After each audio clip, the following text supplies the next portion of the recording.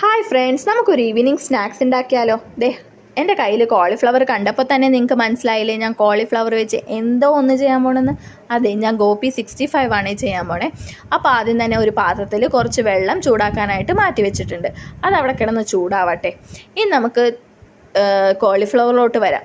അതൊക്കെ നല്ലോണം ക്ലീനൊക്കെ ചെയ്ത് കട്ട് ചെയ്ത് മാറ്റി വയ്ക്കാം. ഡാൻസൊക്കെ കളിച്ചിട്ടാണ് ഞാൻ കട്ട് ചെയ്തത്. കൈയൊക്കെ മുറിയാതിരുന്നത് എൻ്റെ ഭാഗ്യം. കിച്ചണിലോട്ട് ചേട്ടൻ വെള്ളം കുടിക്കാനായിട്ട് വന്നു, ഹായൊക്കെ തന്നു. നന്നുവും വന്നു, അവളും ഹായൊക്കെ തന്ന് രണ്ടുപേരും പോയി. ഇനി നമുക്ക് ഈ ചൂടായ വെള്ളത്തിൽ ഈ കോളിഫ്ലവറും ഇട്ട് പിന്നെ 2 ടീസ്പൂൺ മഞ്ഞൾപ്പൊടിയും പിന്നെ ഉപ്പും കൂടി ഇട്ട് നല്ലതുപോലെ 1 മിനിറ്റ് ഒന്ന് ബോയിൽ ചെയ്തിട്ട് ഓഫ് ചെയ്യാം. ക്യാമറ ഒക്കെ നോക്കി ഓഫ് ചെയ്യാൻ നിന്നാൽ ഓഫാവില്ലെന്ന് എനിക്ക് മനസ്സിലായി കേട്ടോ. ഇനി നമുക്ക് ആ വെള്ളമൊക്കെ ഊറ്റി കോളിഫ്ലവർ മാറ്റി വെച്ചു.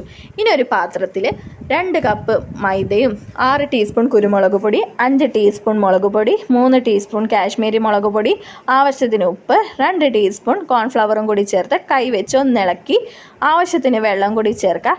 ഞാനിവിടെ 1 കപ്പ് വെള്ളം ചേർത്തിട്ടുള്ളൂ, കൂടുതൽ വെള്ളമൊന്നും ആവാൻ പാടില്ലേ. ഈ ടെക്സ്ചറൊക്കെ ആവണം.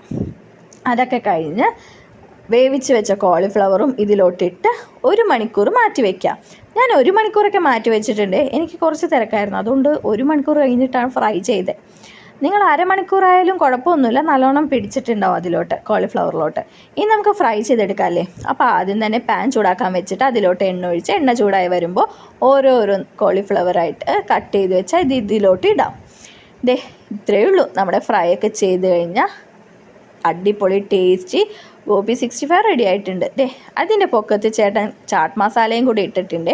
നന്നു TV നോക്കി കഴിച്ചു, ചേട്ടൻ ആസ് യൂഷ്വൽ ഫോൺ. ഞാൻ കഴിച്ചത് എൻ്റെ നാക്കും പൊള്ളി. കളിയാക്കി നിന്ന ചേട്ടൻ്റെ നാക്ക് പൊള്ളിയപ്പോൾ എനിക്ക് സമാധാനമായി.